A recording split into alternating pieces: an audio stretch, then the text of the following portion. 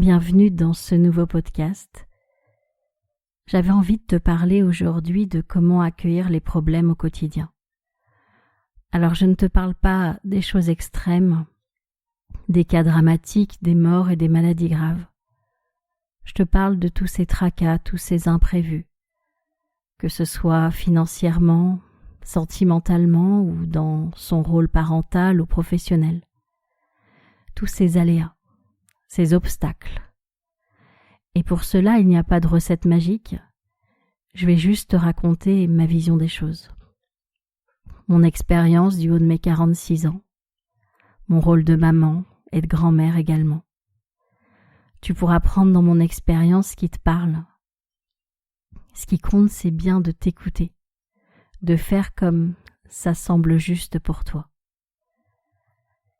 J'ai pas toujours eu une vie toute rose, un long fleuve tranquille. J'ai connu des faillites, des séparations, dont la séparation avec le père de mes enfants, de grosses difficultés financières et toutes sortes de problèmes au quotidien. Et je vais t'expliquer comment, moi, aujourd'hui, je fais quand un problème se présente. J'ai plus du tout la même approche que lorsque j'avais 20 ans. Forcément, mon expérience et ma sagesse me font voir les choses autrement. Tout d'abord, j'ai compris avec le temps, et peut-être que dans quelques années j'aurai encore compris d'autres choses, mais pour l'instant, ma vision des choses, c'est qu'être trop positif n'est pas forcément la bonne solution. Que ce soit dans mon rôle d'entrepreneur, de maman ou dans tous les domaines, même quand je pars en vacances, je trouve ça important de laisser s'exprimer une partie de moi qui anticipe le pire, qui anticipe qu'il va peut-être pleuvoir quand je pars en vacances pour penser à prendre de quoi me protéger, qui anticipe que peut-être le temps d'attente va être plus long que prévu et qui prend de quoi s'occuper. Mais également dans l'entreprise, qui anticipe que peut-être tout ne se passera pas toujours parfaitement et qu'il est possible qu'à certains moments l'activité baisse pour avoir un plan B, avoir d'autres œufs dans d'autres paniers. Et je me suis rendu compte que finalement, ce qui me permettait de mieux vivre les aléas de la vie, c'est d'avoir déjà réfléchi au fait qu'il était possible qu'il se présente à moi. En arrêtant de fantasmer ma vie, en arrêtant de croire que tout sera un long fleuve tranquille, je suis préparée à ces événements. Et puis ce qui m'a aidée aussi, c'est de comprendre que c'est pas une injustice que je suis en train de vivre, que tout le monde vit des aléas aussi, et que c'est pas parce que ma machine à laver est tombée en panne ou ma voiture que j'ai pas de chance dans la vie. Peut-être que cette machine à laver est vieille, ou peut-être que j'ai pris un modèle d'occasion ou pas cher, peut-être que la voiture que j'ai, je l'ai pas bien entretenue, et j'arrête de me dire que c'est de la faute à pas de chance. J'essaye de voir sur quoi j'ai du pouvoir. Est-ce que c'est entre guillemets de ma responsabilité? Est-ce que j'ai pas choisi le bon modèle? Est-ce que je ne me suis pas suffisamment renseignée? Ou est-ce que c'est des choses aléatoires avec l'obsolescence programmée? Mais j'arrête de me dire que c'est injuste, parce que je me suis rendu compte que plus je trouvais les choses injustes, et plus je créais de l'injustice. Et alors il y a deux manières de réagir aux choses injustes, ou bien comme une victime, ou bien comme c'était mon cas, comme une battante. J'étais tout le temps en train de me battre contre les injustices de la vie, jusqu'à ce que je comprenne que c'était pas injuste ce que je vivais. Et ça a beaucoup apaisé les choses. Je me suis donc rendu compte que si on s'imagine que tout va être parfait, c'est là qu'on a du mal à vivre les petits problèmes, les petits aléas. Alors que quand on sait que c'est possible que ça arrive, eh bien quand ça arrive, on est prêt et on le vit mieux. Donc, être optimiste, c'est génial, mais pour moi, faut pas faire taire sa partie pessimiste, celle qui justement va nous préparer en cas d'imprévu. Je pense qu'on a tous cette capacité à s'adapter, on a tous ce pouvoir-là en nous. Autre chose, c'est que je me dis souvent que le problème qui arrive, c'est un cadeau mal emballé. C'est-à-dire que on pourrait le voir au début comme un problème, que ce soit une facture à payer ou autre chose, mais dès lors qu'on commence à regarder les choses sous un autre angle, on se dit que peut-être il y a quelque chose de mieux qui nous attend derrière. Je te donne un exemple. Ça fait maintenant 7 ans. Avec mon conjoint, on avait fait une offre d'achat pour une maison. Cette offre d'achat a été acceptée, mais pas notre prêt à la banque. On a donc dû abandonner ce projet. Pourtant, 3 mois après, alors que notre situation n'avait pas changé, on a refait une offre d'achat pour une autre maison encore plus chère. Et cette fois-ci, la banque nous a dit oui. Alors que la deuxième maison était plus chère, ils nous ont dit oui, sans que notre situation n'ait changé. Comme si la vie avait mieux à nous proposer. Parce que je peux te dire que la maison dans laquelle je vis aujourd'hui est 1000 fois mieux que celle qu'on avait choisie au début. Comme si la vie avait mieux à nous apporter. Et à chaque fois que quelque chose ne se passe pas comme je voulais, je me dis toujours, il y a sûrement mieux derrière. Pour l'instant, je ne sais pas ce que ça m'apporte. Pour l'instant, je ne comprends pas ce que je suis en train de vivre. Mais je sais que c'est forcément ma vie, mon inconscient, mon âme, qui ont organisé tout ça. Ce qui fait que, même si c'est pas très agréable à vivre sur le moment, je sais qu'il y a un super truc qui m'attend.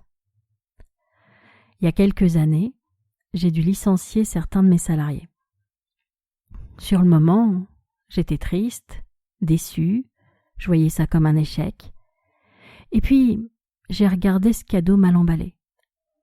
Et je me suis rendu compte qu'il y avait quelque chose de positif derrière tout ça.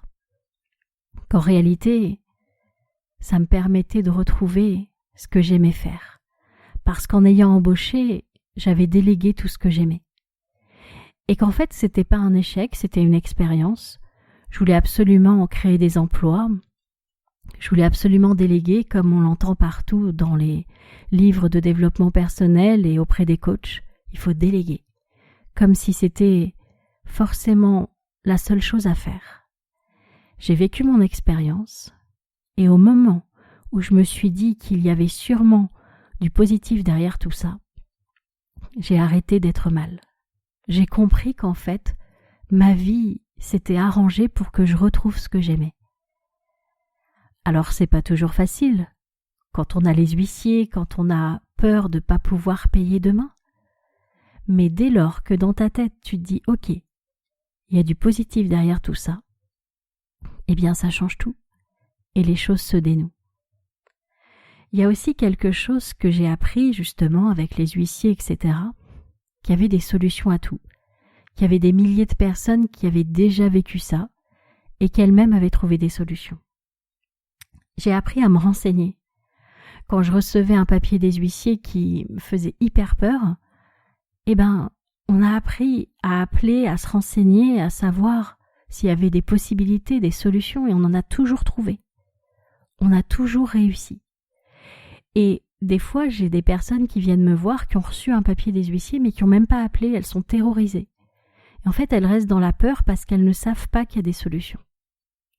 Et donc, s'il y a bien un truc que j'ai compris, c'est que c'est important de se renseigner. Il y a toujours des solutions. Il y a toujours des moyens de s'arranger, d'échelonner. Dans n'importe quel domaine, il y a des solutions. Et parfois, j'ai des personnes qui ont reçu un courrier qui leur fait super peur et elles restent avec cette peur sans aller se renseigner, que ce soit auprès des personnes concernées ou peut-être d'autres personnes qui ont déjà vécu ça. Il y a quelques jours, j'ai une personne qui me suit sur les réseaux qui a reçu des papiers d'huissier. Et elle m'en a parlé, et je lui ai expliqué comment moi j'avais vécu tout ça, quelles solutions on avait trouvées. Et ça l'a vachement apaisée, parce qu'elle savait qu'il y avait des solutions. Donc, quand vous avez un aléa, un imprévu, dites-vous non seulement que d'autres personnes l'ont déjà vécu, et qu'il y a forcément des solutions si vous vous renseignez. Et puis, j'ai aussi compris à quel point mon instinct de survie prenait de la place dans ma vie.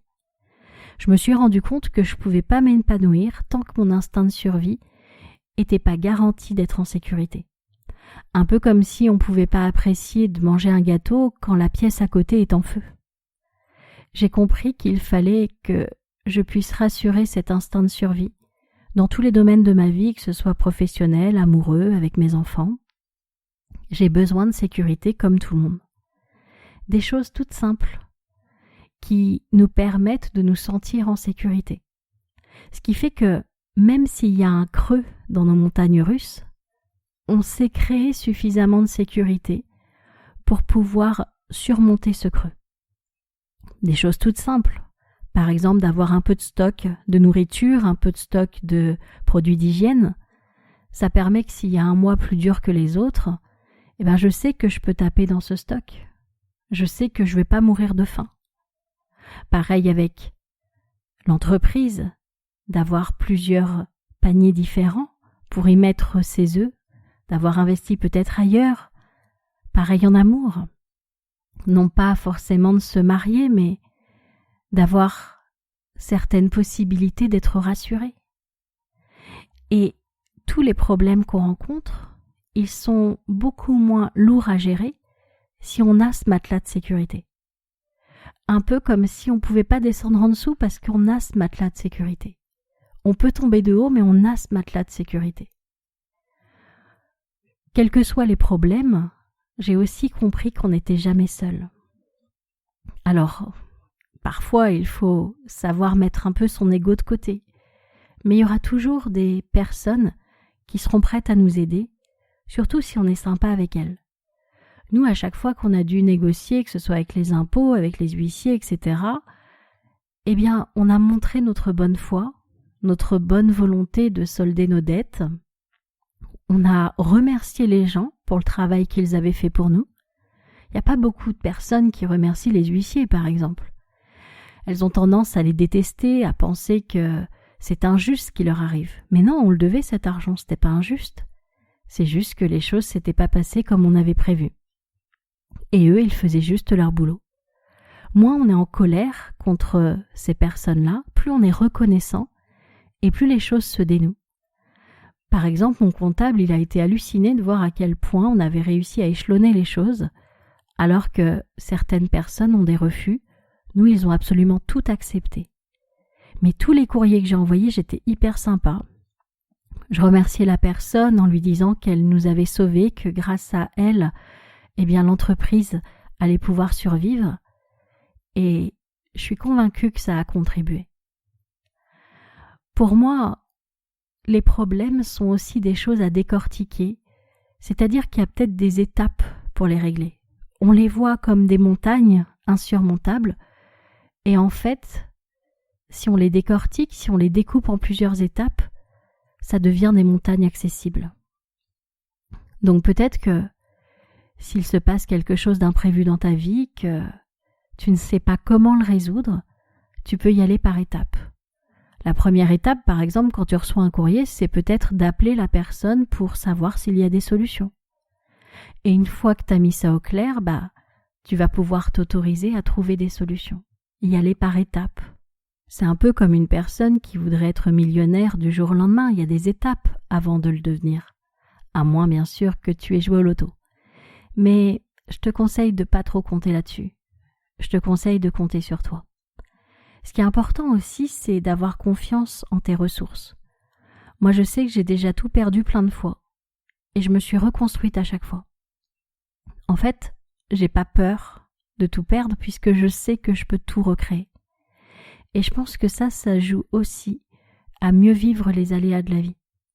De savoir ce dont on est capable.